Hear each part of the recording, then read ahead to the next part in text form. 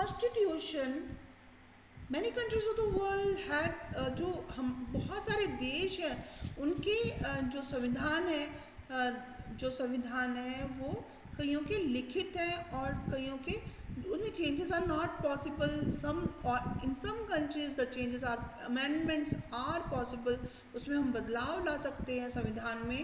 तो ये और कुछ कंट्रीज़ में जो होता है, ये जो constitution exist as a mere piece of paper, कोई उसको फॉलो नहीं करता, जबकि हमारे देश में कॉन्स्टिट्यूशन को सब लोग फॉलो करते हैं और साथ में संविधान की लेजिटिमेसी पर, लॉफुलनेस पर कोई भी संदेह नहीं करता। अब यहाँ पर हमारे देश में जो कॉन्स्टिट्यूशन को अडॉप्ट करने का एक रीज़न और भी है, क्योंकि जो कॉन्स्टिट्यूएंट असेंबली थी जिसने ये संविधान बनाया, वो पूरे देश से इलेक्टेड रिप्रेजेंटेटिव्स की थी। तो मतलब पूरे भारत से चुने हुए प्रतिनिधियों का प्रतिनिधि थे, जो कि जिन्होंने की इसको कॉन्स्टिट्यूशन को ड्राफ्ट किया। और ये डिफरेंट प्रोविंशियल लेजिस्लेचर्स से थे, मतलब डिफरेंट प्रोविंस क्षेत्रों के थे, उनसे चुने हुए प्रतिनिधि थे। उन्होंने they think of the betterment of that place, और जो मतलब डिफरेंट कंट्री के डिफरेंट जोग्राफिकल एरिया से थे। और जो इंडियन नेशनल कांग्रेस थी, जो भारतीय कांग्रेस पार्टी थी उस टाइम, इंडियन नेशनल कांग्रेस, तो वो पार्टी जो थी वो that led to the freedom struggle, उसने फ्रीडम स्ट्रगल में बहुत ज़्यादा पार्टिसिपेट किया था। और कई लोग जो थे असेंबली में, ऐसे लोग थे कि they didn't agree with the Congress, और डिफरेंट कास्ट, क्लास, रिलीजन और ऑक्यूपेशन के थे, और but they were elected by the people's of India. तो इसलिए जो कॉन्स्टिट्यूएंट असेंबली थी, they worked giving sanctity to the constitution. संविधान को उसने संविधान को एक प्रॉपर, देखिए आप B.R. अम्बेडकर जो थे ड्राफ्टिंग कमेटी के प्रेसिडेंट थे, B.R. अम्बेडकर चेयरपर्सन थे। He prepared a draft constitution for discussion, और बहुत सारी डिस्कशंस होने के बाद ये फाइनली ये इट टेक्स देखिए the members deliberated for 114 days spread over 3 years, and यहाँ पर more than 2000 amendments were considered। amendments होते हैं कि changes की क्या क्या उसमें बदलाव आ सकते हैं, और every document presented and every word spoken in the Constituent Assembly has been recorded and preserved। Record है उसका, और साथ में इन डिबेट्स का रिकॉर्ड है, और therefore they are ऑथेंटिसाइड बोलते हैं हम उसको। तो guiding values of the Indian constitution, Bharat की जो संविधान है उसकी क्या क्या वैल्यूज हैं, गाइडिंग वैल्यूज क्या हैं। तो अब फिलॉसफी ऑफ कॉन्स्टिट्यूशन ये हम लेटर ऑन स्टडी करते हैं, और क्या उसके पीछे क्या वजह है, कौन कौन से और कौन कौन सी फिलॉसफी, क्या दर्शन, क्या है शास्त्र, मतलब उसके पीछे क्या थिंकिंग रही है लोगों की, ये हम और लीडर्स की हम लोग धीरे धीरे इसको डिस्कस करते हैं, और फिलॉसफी बिहाइंड या थिंकिंग बिहाइंड दैट कॉन्स्टिट्यूशन। तो यहाँ पर आप जब देखते हैं कि जब हमारा संविधान बना था, दैट फुलफिल्स द ड्रीम्स, वो हमारे सपनों को और प्रॉमिसेस को, जो लीडर्स ने प्रॉमिस किए थे लोगों से कि हम ऐसा, हमारा देश ऐसा होगा, कैसा होगा, तो वो प्रॉमिसेस, वो सपनों को पूरा करने जैसा था। तो जैसे यहाँ पर यंग इंडिया मैगजीन में 1931 में महात्मा गांधी ने लिखा है, और यहाँ पर देखिए डॉक्टर अंबेडकर ने भी की रोल प्ले किया था मेकिंग ऑफ द कॉन्स्टिट्यूशन।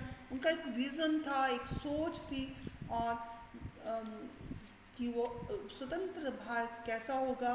तो कॉन्स्टिट्यूएंट असेंबली जो थी, finally let us turn to Constituent Assembly at the Jawaharlal Nehru giving his talk of midnight on famous speech on the 15 अगस्त 1947 की आधी रात को, 15 अगस्त 1947 से पहले वाली जो रात थी उसमें उन्होंने ये स्पीच दी थी। Long years ago we made a tryst to destiny, और ये उनकी स्पीच थी दैट कि that the promise they have the people, they have for the people, क्या क्या सपने देखे थे भारतवासियों ने, तो वो अब पूरे होने जा रहे हैं।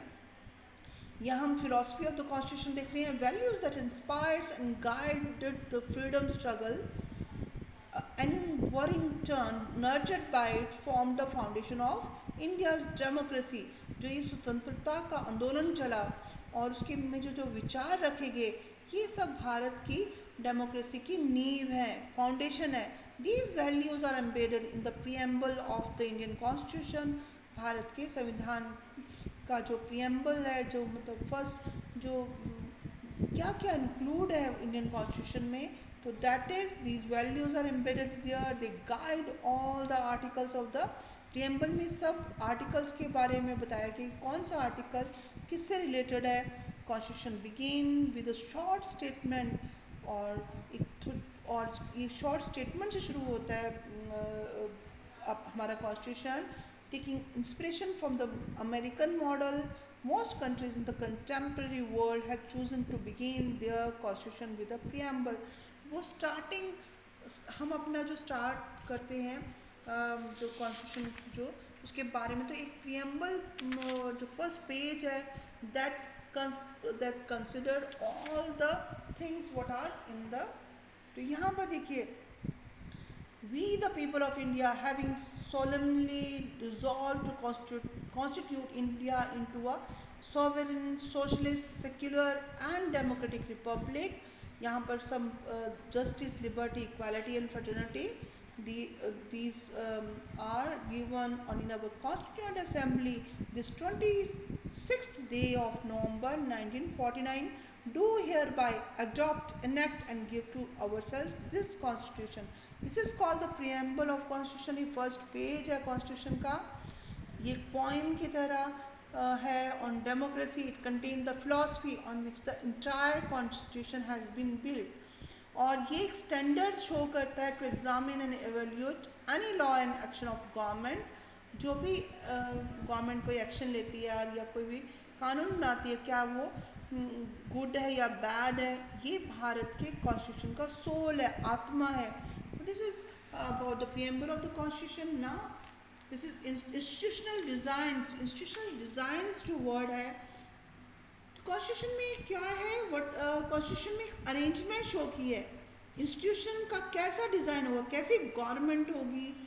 ये very long and detailed document है, और it is not simple, it's very complex type की, मतलब आपको हर का स्टेट का फंक्शन क्या है, गवर्नमेंट कैसे वर्क करेगी, किस पर किसका कंट्रोल होगा, who will be the ruler और हु हैज़ द पावर, ये सब these all things are mentioned in the constitution. It is very long and detailed document, therefore it needs to be amended quite regularly to keep it updated. ये 70 years पुराना है, तो यहाँ पर क्या समय के साथ जो बदलाव आते हैं, तो उसको चेंजेस लाने के लिए, कॉन्स्टिट्यूशन में बदलाव लाने के लिए हम अमेंडमेंट्स भी करते हैं, चेंजेस करते हैं, और ताकि उसको समय की ज़रूरत के साथ चेंज किया जा सके। It has to be amended.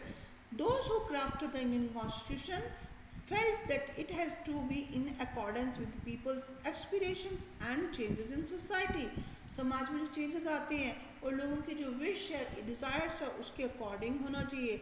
They didn't see it as a sacred, static and unalterable law। वो इसको संविधान ऐसा नहीं मानते कि sacred हो, पवित्र हो, और static मतलब चेंज नहीं हो सकता, और unaltered मतलब बदल नहीं सकता। उन्होंने ऐसे प्रोविजंस किए हैं, प्रावधान किए हैं कि इसमें चेंजेस ला सकते हैं फ्रॉम टाइम टू टाइम, और इसको कहते हैं कॉन्स्टिट्यूशनल अमेंडमेंट्स। तो यहाँ पर देखिए, इंडिया में जो है, इंडिया में इंडिया में जो यहाँ पर some these key features are brought here, and जो constitution it describes all the things which we, so this is this chapter ends here, okay। तो ये this is how the constitution describes the institutional arrangements in a very legal language। अब ये lastly आपका ये समझा रहा है कि institutional design बहुत डिफ़िकल्ट नहीं है समझने के लिए। इंडियन कॉन्स्टिट्यूशन एक प्रोसीजर ले डाउन करता है for choosing persons to govern the country, कौन देश पर राज करेगा, who has the power to take decisions, और जो भी गलत करेगा या अपनी पावर्स को मिसयूज़ करेगा तो that has to be punished. और यहाँ पर जो हम पढ़ते हैं कि how the constitution gives the way proper way of ruling a country like ours